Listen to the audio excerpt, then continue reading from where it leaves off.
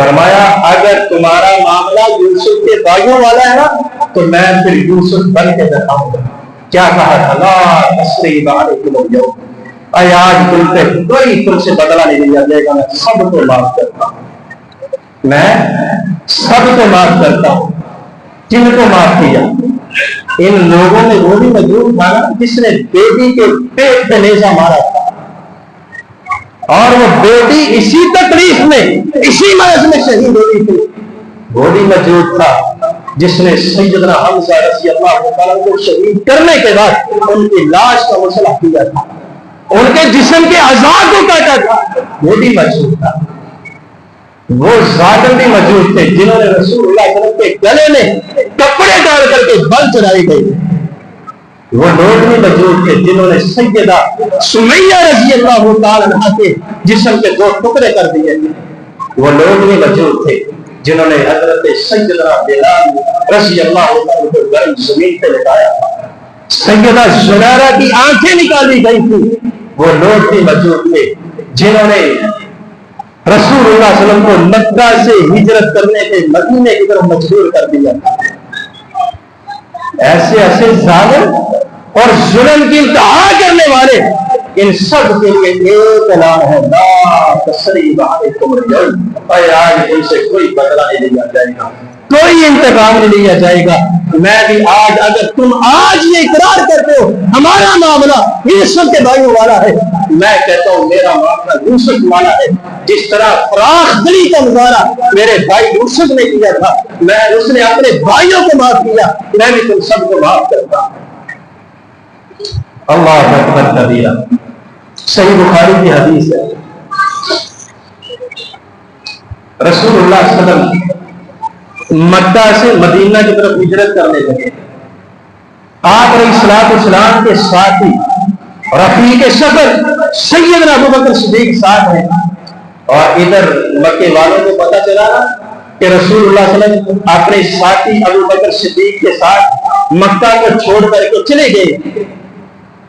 انعام رکھ دیا، اعلان کر دیا، جو ان دونوں کو قتل کرے گا یا زندہ گرفتار کر کے ہمارے پاس لے کر کے آئے گا، میں مکے کا سردار ابو جہل یہ اعلان کرتا ہوں اسے 100 اونٹنیاں انعام میں دی جائیں گی. 100 اونٹنیاں.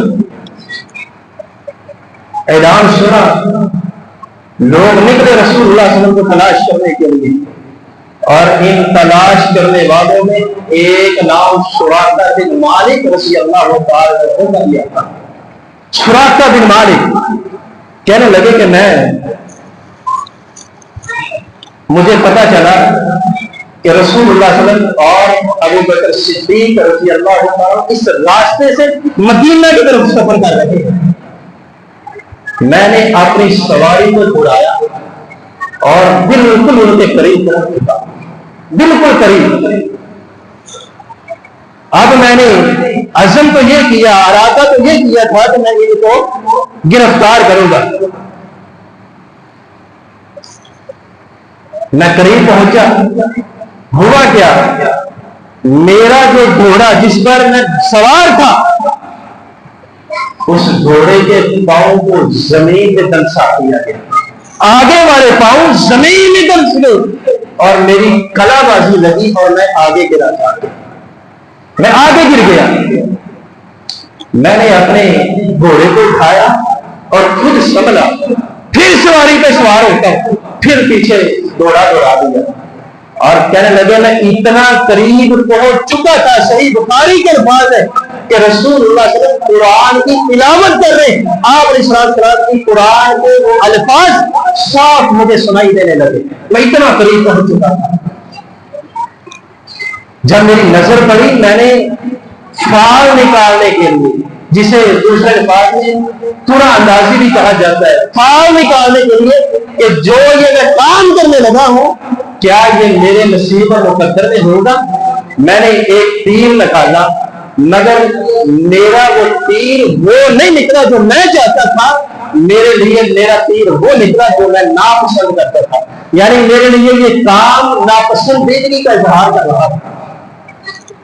کہنے لگا میں نے پھر تیسری مرتبہ سواری پہ بیٹھا، میں نے پھر سواری کو بڑھا دی، اب بالکل قریب پہنچ چکا تھا، رسول اللہ صلی اللہ علیہ وسلم آگے جا رہے ہیں اور ابو بکر صدیق رضی اللہ عنہ کبھی دائیں کبھی بائیں کبھی ادھر کبھی ادھر دیکھتے جا رہے ہیں، رسول اللہ کا دفاع کرتے ہوئے۔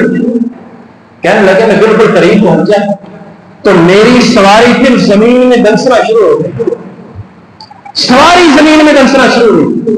میں نے کہا سراقہ تو کبھی یہ انعام نہیں لے سکتا اور یہ ان کو نقصان کبھی نہیں پہنچا سکتا۔